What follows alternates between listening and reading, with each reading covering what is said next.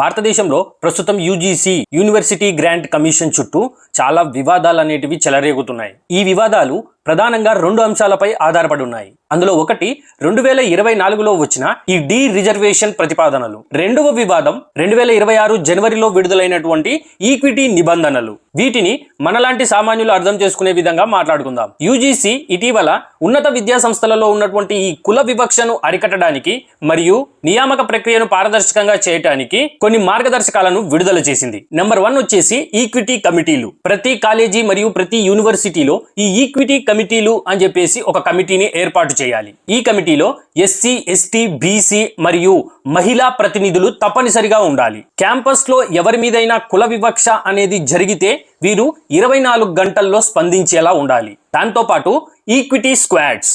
ఈ equity squads అనేటివి same మన యాంటీ ర్యాగింగ్ స్క్వాడ్స్ అనేటివి ఎలా ఉంటాయో కాలేజీలో అలానే ఉంటాయన్నమాట. ఈ ఈక్విటీ స్క్వాడ్లు క్యాంపస్ లో తిరుగుతూ ఎక్కడైనా కుల వివక్ష జరుగుతుందేమో అని చెప్పేసి పర్యవేక్షిస్తూ ఉంటాయి. ఇక మూడవది డి రిజర్వేషన్. గత ఏడాది వచ్చినటువంటి గైడ్ లైన్ ప్రకారం రిజర్వ్డ్ కేటగిరీలో అంటే ఎస్సీ, ఎస్టీ, బీసీలో అర్హులైనటువంటి అభ్యర్థులు దొరకనప్పుడు ఆ పోస్టులను డి రిజర్వ్ చేసి జనరల్ కేటగిరీ అభ్యర్థులతో భర్తీ చేయొచ్చు అని చెప్పేసి పేర్కొన్నారు. అలాగే అధ్యాపకుల నియామకాల్లో మార్పులు.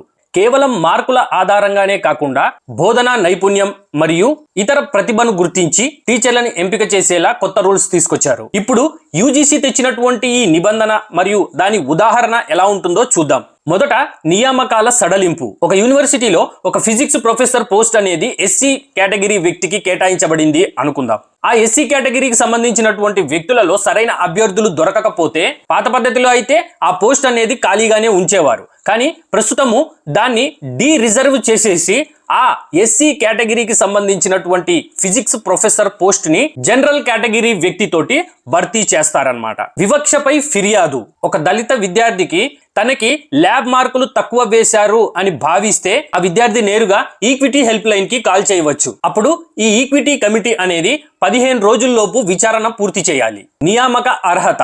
గతంలో నెట్ అంటే ఎన్ఈటి ఈ నెట్ పరీక్ష అనేది కంపల్సరిగా ఉండేది. కానీ ఇప్పుడు 4 ఏళ్ల డిగ్రీలో 75% మార్కులు సాధిస్తే నేరుగా పిహెచ్డి చేసి ప్రొఫెసర్ అయ్యే అవకాశం కల్పించారు. ఇవన్నీ ప్రభుత్వం తెచ్చినటువంటి నిబంధనలు మరియు దాని ఉదాహరణలు చెప్పడం జరిగింది. ప్రభుత్వాలదేముంది, తమ ఓటు బ్యాంకు కోసము, తమ ప్రభుత్వం కోసము, తమ ఎన్నికల కోసము, తమ పర్సనల్ ఎజెండాల కోసము ఎన్ని నిబంధనలైనా సవరణలైనా ఎన్ని చట్టాలైనా తీసుకొస్తాయి. కానీ ఒకసారి ఒక చట్టం రూపుదిద్దుకొని అమలయ్యాక ఆ చట్టం యొక్క రుచిని అనుభవించే వ్యక్తులు మనమే, అంటే మన సాధారణ పౌరులం. ఇప్పుడు ఈ యూజీసీ నిబంధనలపై కూడా అంతే దుమారం అనేది రేగుతుంది. ప్రజలు యూజీసీ రోల్ బ్యాక్ అనేసి హ్యాష్ ట్యాగులతో తమ సోషల్ మాధ్యమాలలో ట్రెండ్ చేస్తున్నారు. ఆశ్చర్యకరంగా ఈ కొత్తగా వచ్చినటువంటి యూజీసీ నిబంధనలకు రెండు వర్గాలు కూడా ఈ యూజీసీ నిబంధనలను వ్యతిరేకిస్తున్నాయి. నెంబర్ 1 ఎస్సీ, ఎస్టీ, బీసీ వర్గాలు ఈ యూజీసీ నిబంధనలను ఎందుకు వ్యతిరేకిస్తున్నాయి అంటే దీంట్లో డి రిజర్వ్డ్ అంటే ఇది వరకు మనం మాట్లాడుకున్నట్టు ఆ ఎస్సీ, ఎస్టీకి కేటాయించబడినటువంటి పోస్టులలో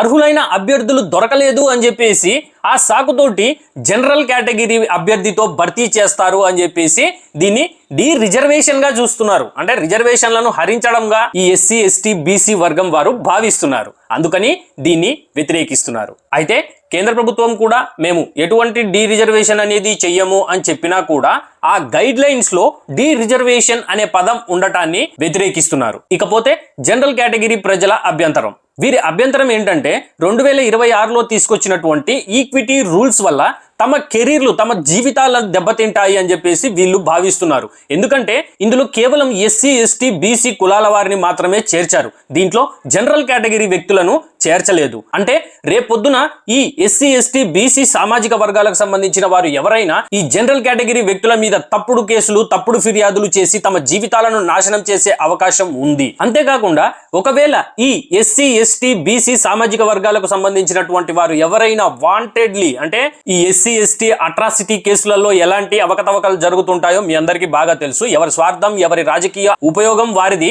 అలానే ఒకవేళ ఎవరైనా ఈ జనరల్ కేటగిరీ వ్యక్తి పైన తప్పుడు తప్పుడు కేసు బనాయిస్తే దాని మీద ఎలాంటి చర్యలు ఉండాలి, ఎలాంటి కఠిన శిక్షలు ఉండాలి అని చెప్పేసి ఇందులో ఎక్కడా ఈ నిబంధనలలో పొందుపరచలేదు ఈ గైడ్ లైన్స్ లో. దీన్ని బట్టి ఏమర్థమవుతుంది, కేవలం ఎస్సీ ఎస్టీ బీసీ వర్గాలలో మాత్రమే ఈ వివక్షకు గురయ్యేవారు ఉన్నారు. జనరల్ కేటగిరీ వ్యక్తులు అనేవారు వివక్ష చూపించేవారు అని చెప్పేసి ఒక మెసేజ్ ఇస్తున్నట్టుంది. అంటే వివక్ష అనేది కేవలం జనరల్ కేటగిరీ వ్యక్తులే చూపిస్తారు, ఇతర క్యాస్ట్లు ఇతర కేటగిరీ వ్యక్తులు చూపించరు అనే భావం అనే మెసేజ్ అనేది ఈ నిబంధనలలో ఈ జనరల్ కేటగిరీ వ్యక్తులను పెట్టకపోవటం వల్ల ఈ మెసేజ్ అనేది పబ్లిక్ కి వెళ్తుంది. ఇవి ఈక్విటీ నిబంధనలుగా అనిపించటం లేదు. ఎందుకంటే నీకు నిజంగా ఈక్విటీ కావాలంటే అందులో అందరినీ ఇంక్లూడ్ చేయాలి. ఎస్సీ ఏంటి, ఎస్టీ ఏంటి, బీసీ ఏంటి, జనరల్ కేటగిరీ వ్యక్తులైతే ఏంటి, జనరల్ కేటగిరీ వ్యక్తుల మీద ఎటువంటి వివక్ష జరగట్లేదా, జనరల్ కేటగిరీ వ్యక్తులను ఎవరు దూషించట్లేదా కుల ఆధారంగా? మనందరికీ బాగా తెలుసు, కొన్ని నెలల క్రితము మన బాలీవుడ్ ఫేమస్ డైరెక్టర్ అనురాగ్ కశ్యప్ ఈ బ్రాహ్మణ సమాజాన్ని పట్టుకొని ఆయన ఎటువంటి వ్యాఖ్యలు చేశాడో,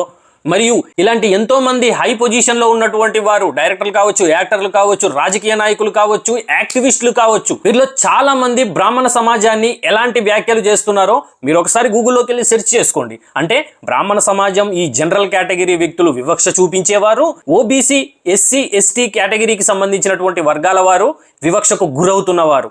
ఎస్, వివక్షకు గురవుతుంది నిజమే, కానీ కేవలం పర్టికులర్ వర్గం వారే వివక్షకు గురవుతున్నారు, ఈ వర్గం వారు వివక్షకు గురి అవ్వట్లేదు అని చెప్పేసి మీరెవరు చెప్పడానికి? అసలు ప్రభుత్వాలు ఎవరు నిర్ణయించడానికి? జనరల్ కేటగిరీ వ్యక్తులు వివక్షకు గురవ్వట్లేదు అని చెప్పేసి ప్రభుత్వాలు నిరూపించగలవా? సో ఈ అంశం మీద నేను ప్రభుత్వాన్ని ప్రశ్నించదలుచుకున్నాను. ఈ ఈక్విటీ రూల్స్ అన్నారు.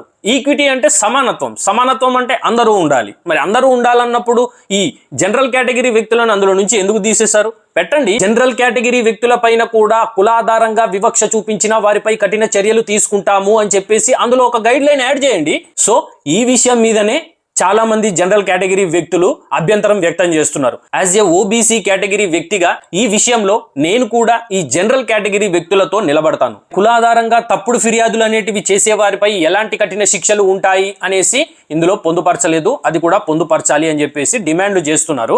అలాగే ఫిబ్రవరి 1వ తారీఖు భారత్ బంద్ కు పిలుపునిచ్చారనమాట. నిజంగా ఈ విషయంలో బీజేపీ ప్రభుత్వం చేస్తున్నది చాలా పెద్ద తప్పు అని నేను పర్సనల్ గా భావిస్తున్నాను. ఎందుకంటే ఇది కులాలను విభజించడమే.